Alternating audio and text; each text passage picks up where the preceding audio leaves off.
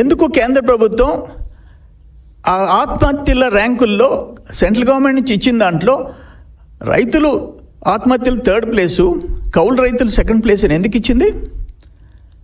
ఎందుకు 74,500 తలసరి రైతు అప్పు ఉంటే ఆంధ్రలో 2,45,000 అప్పుని ఎందుకు ఇచ్చింది? ఇవన్నీ సెంట్రల్ గవర్నమెంట్ తప్పులా? కేంద్ర ప్రభుత్వ సంస్థలు చేసిన తప్పులా?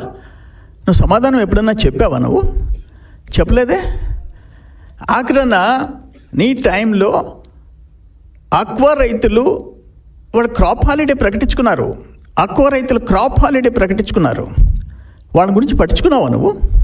మేము మా టైంలో ISI మోటార్లు ఫ్రీగా ఇచ్చే స్కీమ్ మొదలుపెట్టాం. నువ్వు వచ్చేసి క్లోజ్ చేసావు. అరే సెంట్రల్ గవర్నమెంట్ ఇచ్చిన స్కీమ్ అది.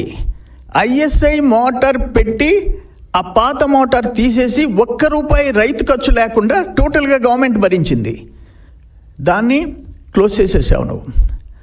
ఇటువంటి దారుణాలు రైతుల విషయంలో చేసి ఈరోజు రైతుల గురించి మాట్లాడితే నవ్విపోతారు జగన్మోహన్ రెడ్డి. ఇది కరెక్ట్ కాదు. ఇది వేషాలు వేసేదానికి రైతుల దగ్గరికి పోబాకు.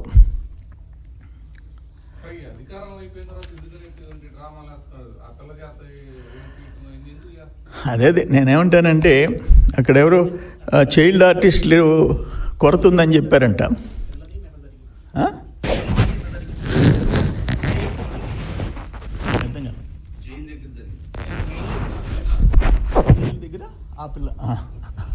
అదే నేను అనేది, జైలు దగ్గరైనా ఎక్కడైనా ఆ పిల్లకాయలు రావటం.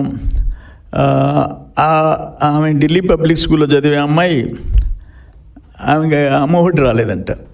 ఢిల్లీ 3 అంతస్తుల బిల్డింగ్ ఉందంట గురిజాల్లో. అది పరిస్థితి. గోల్డ్ షాప్ ఉందంట. వాళ్ళ నాయనకి బంగారు షాప్ ఉందంట. అది ఈరోజు మీరు వేసే పే టైం బ్యాచ్ చేసే డ్రామాలు.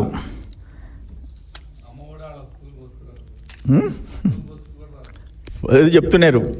ఆ ఢిల్లీ పబ్లిక్ స్కూల్లో ఆ బస్సుకి కట్టే దానికి కూడా 6 మంత్స్కో 3 మంత్స్కి కూడా సరిపోదంట అమ్మఒడి డబ్బులు వస్తే. ఇట్లుంది పరిస్థితి. అప్పుడు ఒక టైంలో అయితే ఆయన ₹6,000 మిరపకాయలు క్వింటాల్ అమ్మిన పరిస్థితులు మీ గవర్నమెంట్లో ఉంది. ₹6,000 ఎకరాకి 30 నుంచి 35 క్వింటాలు రావాల్సింది 10 క్వింటాలకు పడిపోయింది.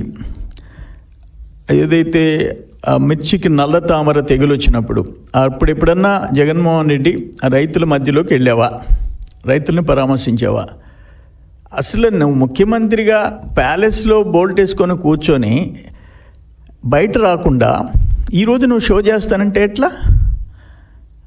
రైతు అంటే అర్థం తెలుసా నీకు?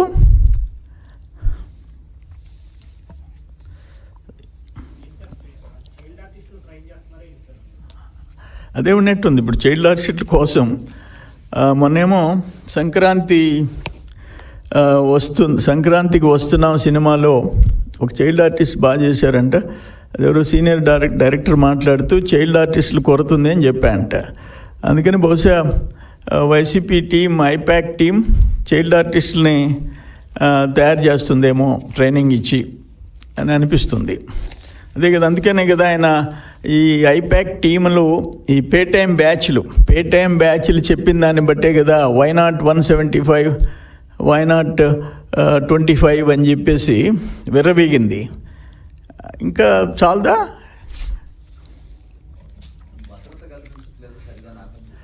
అని దేనికి భద్రత కల్పించాలా? ఆ మిరపకాయల బస్తాలు మీరు అడిగారు భద్రత అని. ఆ మిరపకాయల దొంగల్ని దూరంగా పెట్టేదానికే? లేకపోతే రౌడీలు అక్కడికి వచ్చి ఈరోజు రైతులు చూడడానికి పోయినావు, లేకపోతే వల్లభనేని వంశీ కష్టాల్లో ఉండడని. ఇంకొక మాట అడుగుతున్నాను, నాకు అర్థం కాల. ఏమైంది జగన్కి? ఏంది మగోళ్ళ అందం గురించి మగోళ్ళు చెప్పేది ఏంది? ఇక్కడెక్కడో తేడా కనిపిస్తుంది. నువ్వు చూడు, ఆయన కొడాలి నాని ఎంత అందంగా ఉన్నాడు, వల్లభనేని వంశీ ఇంకా అందంగా ఉన్నాడు. వాళ్ళ అందాలు ఎప్పుడు చూస్తున్నావని నువ్వు? ఇంకొక ఆయన దేవినేని అవినాష్ ఇంకా చంద్రబాబు కంటే అందంగా ఉన్నాడు. ఇప్పుడు మనం ఎవరైనా మగోళ్ళు ఆడోళ్ళు అందాలు చూస్తారు, ఆడోళ్ళు మగోళ్ళు అందాలు చూస్తారు. మగోళ్ళు అందాలు చూడటం అనేది బహుశా ఫస్ట్ టైం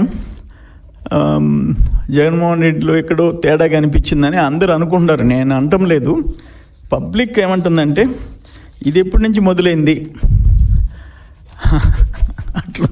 అట్లుంది పరిస్థితి. అది ఏదైనా అమ్మ సరే పాపం ఆయనకి చూపిస్తామంటే విజయమ్మ లేదు, భారతమ్మన్న కొంచెం మంచి సైకియాట్రిస్ట్ దగ్గరకో ఎవరికో తీసుకోపోయి ఆ ట్రీట్మెంట్ ఇప్పిస్తే బాగుంటుందేమో అని